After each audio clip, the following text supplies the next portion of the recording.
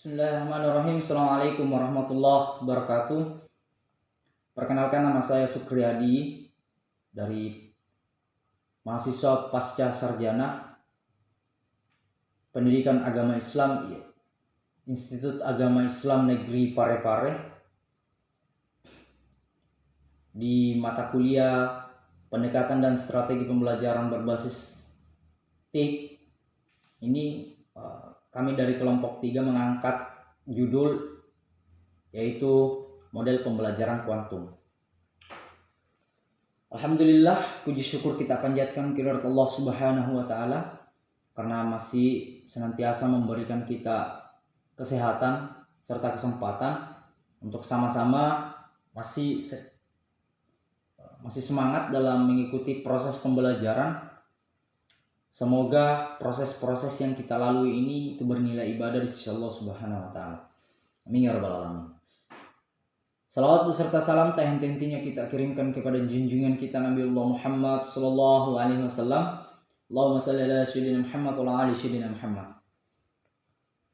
Sahabat-sahabat sekalian, pada pembelajaran model pembelajaran kuantum ini proses pembelajaran seharusnya atau lebih idealnya menjadikan peserta didik itu lebih aktif dengan cara yang variatif.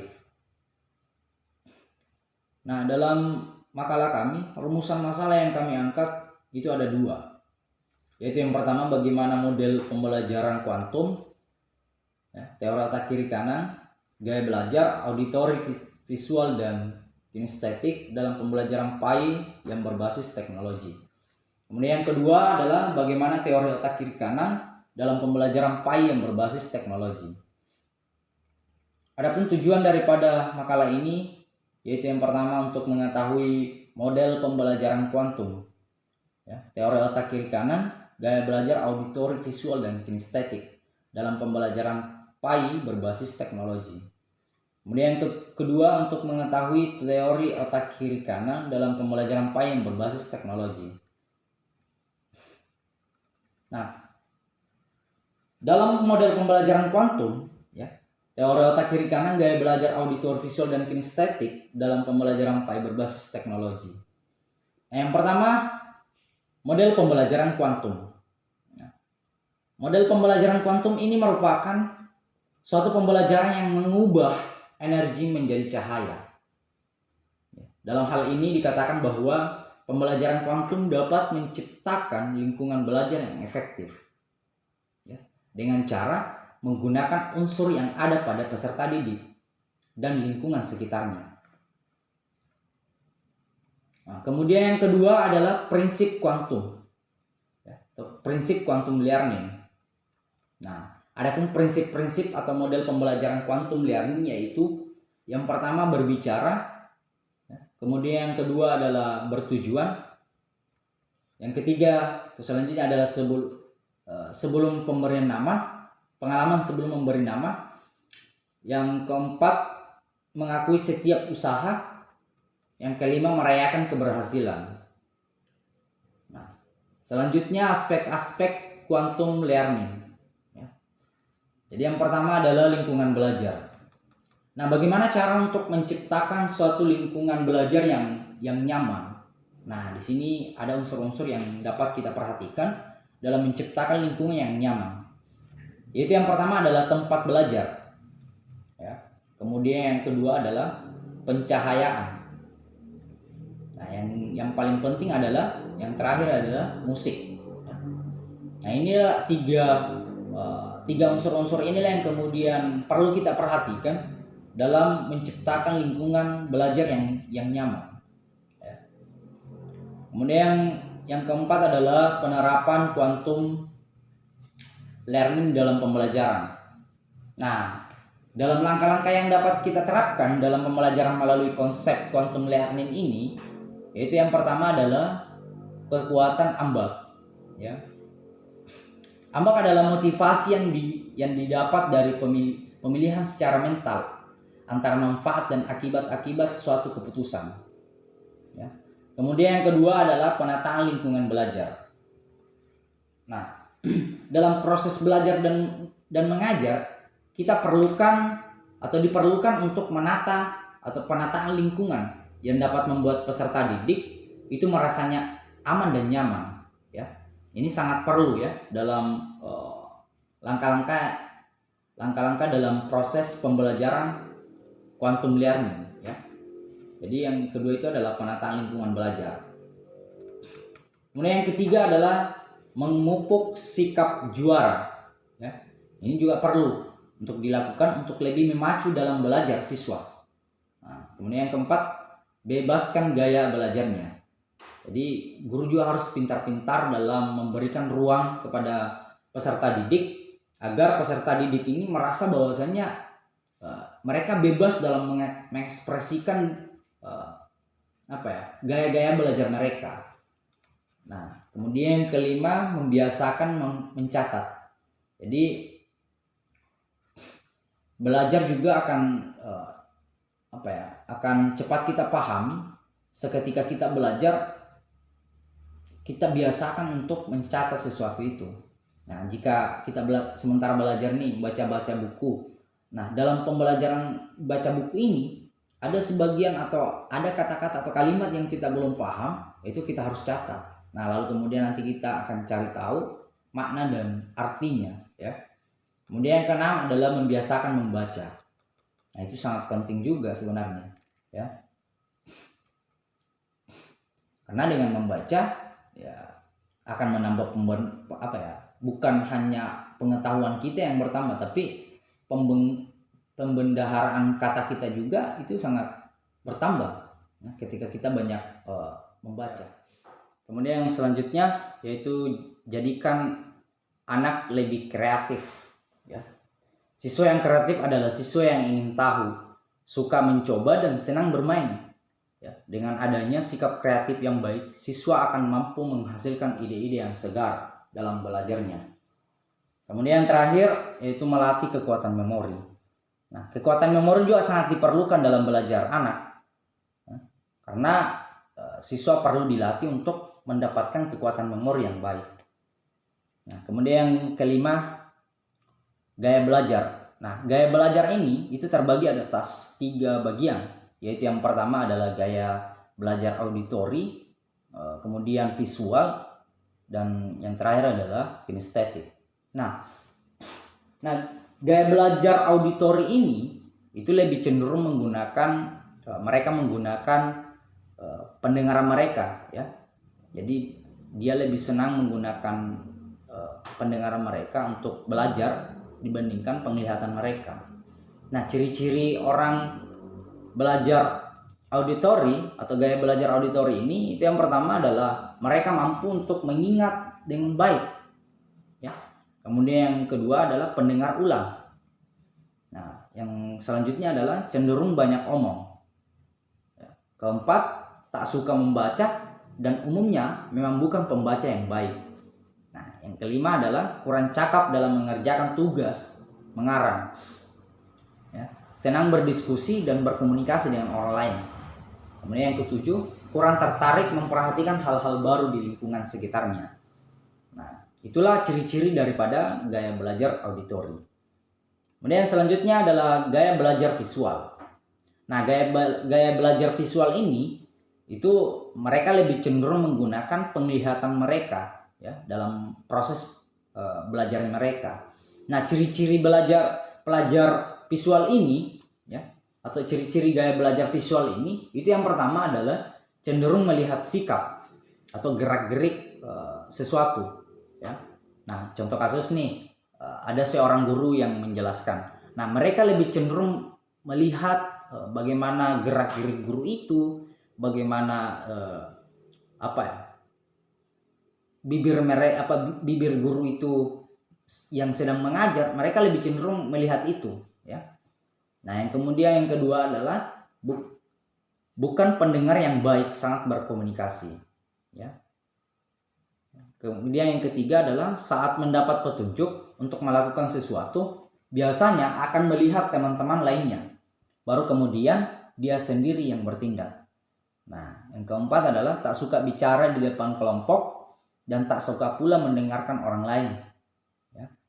Yang kelima adalah terlihat pasif dalam kegiatan diskusi. Yang keenam adalah kurang mampu mengingat informasi yang diberikan secara lisan. Selanjutnya, lebih suka peragaan daripada penjelasan lisan. Kemudian yang terakhir adalah dapat duduk di tengah situasi yang ribut dan ramai tanpa terganggu. Nah, inilah kemudian 8 ciri-ciri daripada gaya belajar visual. Kemudian selanjutnya yang terakhir adalah gaya belajar kinestetik, ya. Gaya belajar kinestetik ini, ya, mengharuskan individu yang bersangkutan untuk menyentuh. Jadi gaya belajar ini dia lebih suka menyentuh sesuatu, ya. Untuk mengetahui atau untuk mengetahui sesuatu itu dia lebih suka menyentuhnya dulu, ya. Nah, gaya belajar kinestetik ini atau ciri-ciri gaya belajar kinestetik ini itu yang pertama menyentuh segala sesuatu yang dijumpainya. Kemudian yang kedua sulit berdiam diri atau duduk manis, selalu ingin bergerak, ya. Jadi mereka lebih aktif sebenarnya, aktif dalam hal bergerak, ya. Kemudian yang ketiga adalah mengerjakan segala sesuatu yang memungkinkan tangannya aktif, ya. Selanjutnya suka menggunakan objek nyata sebagai alat bantu belajar. Sulit menguasai hal-hal abstrak seperti peta, simbol, dan lambang. Ini yang keenam, menyukai praktek atau percobaan. Ini yang terakhir, menyukai permainan dan aktivitas fisik, ya. Kemudian yang keenam adalah pembelajaran PAI. Nah, pembelajaran agama Islam adalah upaya sadar dan terencana dan dalam menyiapkan peserta didik untuk mengenal, memahami, menghayati, hingga mengimani, bertakwa, dan berakhlak mulia dalam mengajarkan agama Islam dari sumber utamanya yaitu kitab suci Al-Quran dan hadis. Nah, kemudian yang ketujuh, teknologi informasi. Nah, teknologi informasi ini dilihat dari kata penyusunnya adalah terbagi atas 2 kata, yaitu teknologi dan informasi. Nah, teknologi sendiri adalah keseluruhan sarana atau menyediakan barang-barang yang diperlukan untuk bagi kelangsungan dan kenyamanan hidup manusia. Sedangkan informasi adalah pemberitahuan, kabar atau berita tentang sesuatu. Jadi teknologi informasi adalah peralatan yang digunakan untuk menyampaikan pemberitahuan, ya, kabar atau berita tentang sesuatu. Nah, ini yang kanan dalam pembelajaran PAI berbasis teknologi. Nah, yang pertama adalah teori otak kiri kanan. Nah, teori otak kiri kanan ini merupakan salah satu strategi dalam pembelajaran kuantum, ya. Nah, otak kita ini dibagi menjadi 2 bagian, yaitu yang pertama adalah otak kanan dan otak kiri. Nah, jadi kedua struktur otak ini itu sangat kompleks, ya. Tapi dalam teori modern mengatakan bahwa masing-masing bagian ini berperan untuk berbagi macam jenis pemikiran, ya. Jadi kita sangat sulit untuk memisahkan kedua struktur ini. Akan tetapi percobaan telah menunjukkan bahwa satu sisi bagian otak memiliki jenis pemikiran tertentu yang lebih banyak dari pemikiran sisi bagian otak yang lainnya.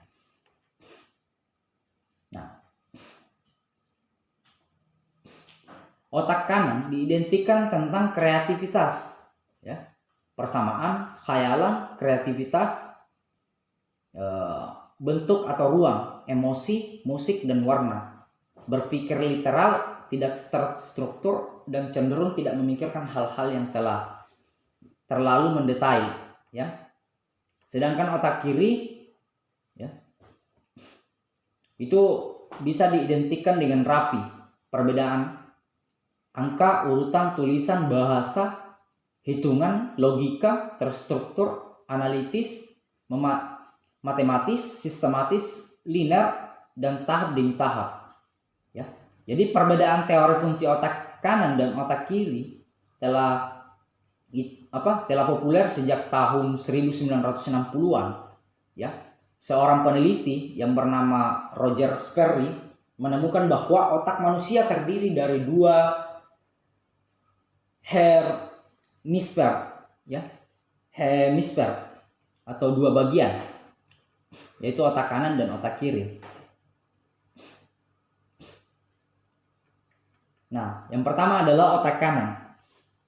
Otak kanan adalah otak yang berada di sebelah kanan dalam otak manusia. Bukan hanya karena letaknya yang menyebabkan bagian otak ini disebut sebagai otak kanan, tetapi karena fungsinya. Otak kanan mempunyai fungsi yang sama sekali berbeda dengan otak kiri, dan karenanya ia disebut sebagai otak kanan. Nah, posisi daripada otak kanan ini berada dalam otak besar bagian kanan yang memiliki fungsi dalam khayalan, ya, kreativitas, emosi, musik, warna, dan lain-lain. Seperti yang dikatakan As-Adi Muhammad, otak kanan merupakan tempat atau kemampuan imajinasi, kreativitas, estetik, dan inovasi. Nah, otak kanan ini merupakan tempat untuk perkembangan hal-hal yang bersifat artistik, ya, perasaan, emosi, gaya bahasa, irama, musik, khayalan, pengenalan diri dan orang lain, ya, sosialisasi terhadap pengembangan kepribadian. Jadi fungsi daripada otak kanan dalam perkembangan emotional quotient seperti hal persamaan, khayalan, kreativitas, bentuk atau ruang. Nah, selanjutnya adalah otak kiri. Nah, otak kiri ini berfungsi sebagai pengendali IQ, ya, seperti hal perbedaan angka, urutan, tulisan, bahasa, hitungan, dan logika. Ya, jadi daya ingat otak kiri ini bersifat jangka pendek. Nah, jika otak kiri ini memiliki kerusakan, maka akan terjadi gangguan dalam hal fungsi berbicara, berbahasa, dan berhitung.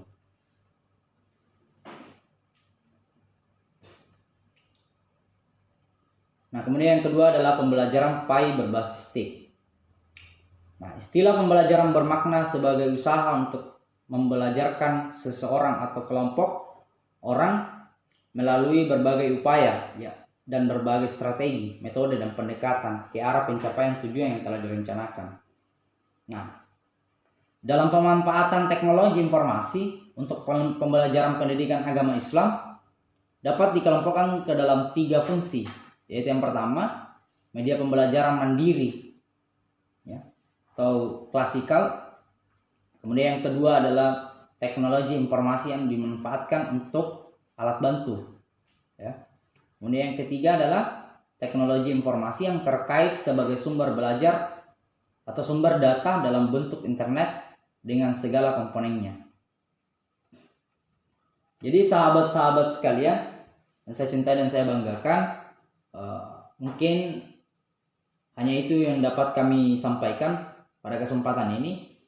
Jadi dalam kelompok kami menyimpulkan bahwasanya quantum learning ini adalah kiat atau petunjuk, strategi, dan seluruh proses belajar yang dapat mempertajam pemahaman dan daya ingat serta membuat belajar sebagai suatu proses yang menyenangkan dan bermanfaat. Ya. Teori otak kiri kanan ini merupakan salah satu strategi dalam pembelajaran kuantum. Ya, otak kita dibagi menjadi 2 bagian, yaitu otak kanan dan otak kiri. Jadi sahabat-sahabat, teman-teman sekalian, dalam makalah kami ini kami sangat mengharapkan saran dan kritikan dari sahabat-sahabat sekalian untuk membangun daripada motivasi kami dalam pembuatan makalah selanjutnya. Ya, semoga apa yang kami sampaikan ini itu bisa diserap dengan baik oleh teman-teman. Jikapun dalam penyampaian kami ada keliruan, ya mohon maaf, itu datanya dari saya pribadi, ya, selaku penyampai persentase pemakalah. Jadi mungkin hanya itu dari kami. Saya akhiri dengan ucapan minallahi musta'an walahi tiklan, wallahul muwaffiq ila aqwamit thoriq. Assalamualaikum warahmatullahi wabarakatuh.